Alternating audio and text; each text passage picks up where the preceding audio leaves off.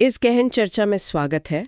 आज हम वैश्विक व्यापार में दो काफी अहम डेवलपमेंट्स पर नजर डाल रहे हैं। बिल्कुल। एक तरफ तो भारत और ब्रिटेन के बीच हुआ ये नया ट्रेड एग्रीमेंट है और दूसरी तरफ सऊदी अरब जो है वो रूस से रिकॉर्ड मात्रा में फ्यूल ऑयल खरीद रहा है। हाँ, ये दोनों खबरें काफी महत्वपूर्ण है। अभी हमारे पास जो जानकारी है उसके हिसाब से देखें तो 24 जुलाई 2025 को ये भारत ब्रिटेन का जिसे सीटा कह रहे हैं वो समझौता हुआ जी। Comprehensive economic and trade agreement.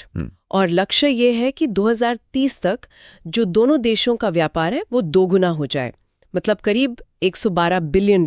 काफी बड़ा लक्ष्य है। और दूसरी तरफ जून 2025 में सऊदी अरब ने करीब 0.8 मिलियन मीट्रिक टन रूसी फ्यूल ऑयल इंपोर्ट किया। हाँ, और वो भारत और तुर्की से भी आगे निकल गया इस मामले में। तो आज हम यही समझने की कोशिश करेंगे कि इन दोनों घटनाओं का असल में मतलब क्या है और ये आपस में कहीं जुड़ी हुई हैं क्या। जरूर काफी दिलचस्प कनेक्शन हो सकता है। चलिए शुरू करते हैं फिर। हाँ, पहले भारत ब्रिटेन समझौते की ही बात कर लेते हैं। भारत को क्या मिल रहा है इससे, मतलब क्या बड़े फायदे दिख रहे हैं? देखिए, भारत के लिए तो कई चीजें हैं।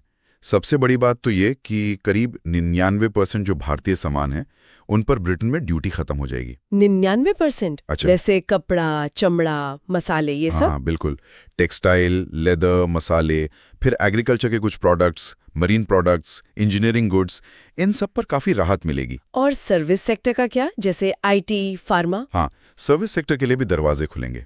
IT फार्मा तो है ही, साथ में जैसे योग इंस्ट्रक्टर हैं, शेफ हैं, उनके लिए भी आसान होगा वहां काम करना। अच्छा, और एक वो सोशल सिक्योरिटी वाली बात भी थी, कुछ बचत होगी उससे? हाँ, वो जो सोशल सिक्योरिटी कंट्रीब्यूशन है उसमें छूट मिलने से अनुमान है कि कंपनियों को सालाना करीब 40 बिलियन रुपए बचेंगे। ओह वाह। और नौकरियों की भी बात हो रही थी जी। अनुमान है कि 2030 तक इसे मतलब SME सेक्टर को जो बूस्ट मिलेगा, जैसे तिरुपुर या सूरत में, उससे करीब 1 लाख से ज्यादा नई नौकरियां बन सकती हैं। ये तो काफी पॉजिटिव लग रहा है, लेकिन ब्रिटेन को क्या मिल रहा है इसमें? ब्रिटेन के लिए भी काफी कुछ है। उनकी स्कॉच विस्की देखिए, उस पर ड्यूटी अभी 150% है, वो घटकर आधी मतलब 75% रह जाएगी। अच्छा। और फिर अगले 10 सालों में वो और कम होकर 40% तक आ जाएगी। तो विस्की सस्ती होगी। हाँ, और जिन, कारें, कॉस्मेटिक्स, मशीनरी, इन सब पर भी ड्यूटी कम होगी। फिर जो भारत की सरकारी ठेके हैं उनमें ब्रिटिश कंपनियों को हिस्सा मिलेगा, करीब 38 बिलियन रुपए के। ओके। और शिक्षा, फिनटेक, फाइनेंशियल और लीगल सर्विसेज, इनमें भी उनकी पहुंच बेहतर होगी। उनकी इकोनॉमी को भी इससे मतलब अंदाजा है कि करीब 4.8 बिलियन पाउंड सालाना का फायदा होगा। ठीक है, लेकिन सब कुछ इतना सीधा तो नहीं होगा, है ना? कुछ चुनौतियां भी तो होंगी। इस पर असर डाल सकता है। कितना असर, कुछ अंदाजा है? हाँ, अनुमान है कि करीब $775 मिलियन सालाना का असर पड़ सकता है। ओह, और वो एक निवेश संधि की बात भी अटकी हुई है, BIT। हाँ, बायलैटरल इन्वेस्टमेंट ट्रीटी, वो अभी फाइनल नहीं हुई है।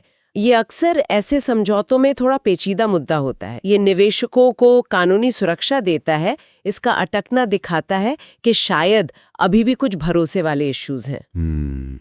और भारतीय SMEs के लिए भी शायद कुछ मुश्किलें होंगी, जैसे नए नियम वगैरह। हाँ, कंप्लायंस कॉस्ट बढ़ सकती है उनके लिए।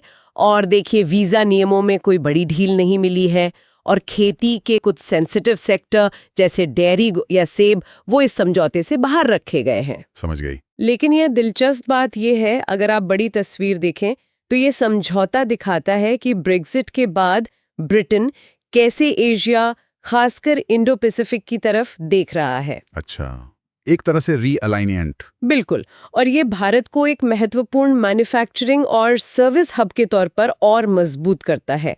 और कहीं ना कहीं ये चीन के बढ़ते व्यापारिक दबदबे के सामने एक, क्या कहते हैं, डेमोक्रेटिक इकोनॉमिक कॉरिडोर बनाने की कोशिश भी है। ये एक इंटरेस्टिंग एंगल है। अच्छा, ये तो हुई भारत ब्रिटेन की बात। अब जरा सऊदी अरब और रूस वाले मामले पर आते हैं। जून में सऊदी ने रूस से रिकॉर्ड फ्यूल ऑयल खरीदा। इतना ज्यादा क्यों? हाँ, ये काफी चौंकाने वाली बात थी। देखिए, इसकी सीधी सी वजह है गर्मी। गर्मी मतलब? सऊदी अरब में गर्मियों में बिजली की मांग बहुत ज्यादा बढ़ जाती है, एयर कंडीशनिंग वगैरह के कारण।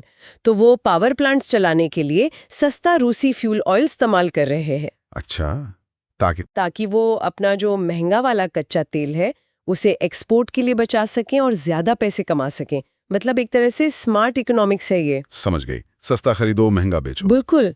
लेकिन अगर हम इसे बड़ी तस्वीर में देखें तो ये दिखाता है कि कैसे फरवरी 2023 में जब यूरोपियन यूनियन ने रूस पर प्रतिबंध लगाए थे, उसके बाद रूस कितनी सफलता से अपने एनर्जी एक्सपोर्ट्स को मध्य पूर्व और एशिया की तरफ मोड़ रहा है। हाँ, ये तो दिख रहा है। और सऊदी अरब यहाँ बहुत बहुत चतुराई से बैलेंस बना रहा है। वो अमेरिका का सहयोगी भी बना हुआ है और साथ ही रूस से सस्ता तेल खरीदकर अपना आर्थिक फायदा भी देख रहा है। और इसमें वो लाल सागर वाले जोखिमों का भी कोई रोल है क्या, शिपिंग रूट्स का? हाँ, वो भी एक फैक्टर है। लाल सागर में जो अस्थिरता है उसके कारण अब बहुत सारे तेल टैंकर अफ्रीका के नीचे से केप ऑफ गुड होप के रास्ते आ रहे हैं। ये लंबा और महंगा रास्ता है, तो इससे भी सप्लाई चेन्स पर असर पड़ रहा है और सऊदी शायद अपनी सप्लाई सुरक्षित रखना चाहता है। क्या ये आपस में किसी तरह से जुड़ती हैं? मतलब कोई कॉमन थीम है? हाँ बिल्कुल, ये दोनों ही खबरें अगर आप गौर करें तो एक ही तरफ इशारा कर रही हैं। दुनिया मल्टीपोलर हो रही है। मल्टीपोलर मतलब कई सारे पावर सेंटर्स। एग्जैक्टली। अब ऐसा नहीं है कि व्यापार सिर्फ पुराने राजनीतिक गठबंधनों के हिसाब से ही चलेगा। देश अपने आर्थिक हितों को सबसे ऊपर रख रहे हैं। हाँ, ये तो दिख रहा है। भारत पश्चिम के साथ जुड़ रहा है, ब्रिटेन के साथ, ताकि मार्केट्स मिले, टेक्नोलॉजी मिले, लेकिन वो पूरी तरह से पश्चिमी खेमे में बंधा हुआ नहीं है। सही। और उधर सऊदी, जो पारंपरिक रूप से अमेरिका का सहयोगी रहा है, वो रूस के साथ आर्थिक लेन देन कर रहा है क्योंकि उसमें उसे फायदा दिख रहा है। सब अपना नेशनल इंटरेस्ट देख रहे हैं। तो क्या हम ये कह सकते हैं कि देश एक तरह से डीकपलिंग कर रहे हैं, पर पूरी तरह अलग हुए बिना? बिल्कुल सही कहा आपने। ये डीकपलिंग लाइट जैसा है। मतलब आप अपनी निर्भरता कम कर रहे हैं, नए पार्टनर्स ढूंढ रहे हैं, लेकिन पुराने रिश्तों को पूरी तरह तोड़ नहीं रहे। एक और चीज देखिए, करेंसी डाइवर्सिफिकेशन के भी संकेत हैं। हाँ। कैसे? जैसे भारत ब्रिटेन ट्रेड में रुपए पाउंड में सेटलमेंट की बात हो सकती है, और तेल के सौदे भी जरूरी नहीं कि हमेशा डॉलर में ये हों, तो ये डॉलर के प्रभुत्व को भी चुनौती देता है। द्विपक्षीय समझौते यानी दो देशों के बीच के एग्रीमेंट, वो मल्टीलैटरल सिस्टम पर जैसे WTO वगैरह हावी होते दिख रहे हैं। मतलब साफ है कि हर देश अब अपनी नाव, अपनी पतवार वाली नीति पर चल रहा है, अपनी शर्तों पर दुनिया से जुड़ना चाहता है। हाँ, एक तरह से ज्यादा फ्लेक्सिबल, ज्यादा रियलिस्टिक फॉरेन पॉलिसी अपना रहे हैं सब। तो ये तो आज की स्थिति हो गई। हाँ। और जाते जाते सोचने के लिए एक बात छोड़ जाता हूँ। हाँ, बताइए। जैसे जैसे देश ये दोहरी नीति अपना रहे हैं, पूरब और पश्चिम के बीच संतुलन साधने की कोशिश कर रहे हैं, ये आने वाले 10 सालों में सिर्फ ग्लोबल ट्रेड रूट्स और करेंसी के इस्तेमाल को ही नहीं बदलेगा, बल्कि ये अंतर्राष्ट्रीय सहयोग और टकराव की पूरी प्रकृति को कैसे नया आकार दे सकता है। मतलब तब क्या होगा जब आपकी इकोनॉमिक पार्टनरशिप आपके पुराने लंबे समय से चले आ रहे पॉलिटिकल या सिक्योरिटी गठबंधनों से बिल्कुल अलग दिशा में जाने लगें। ये एक बड़ा सवाल है।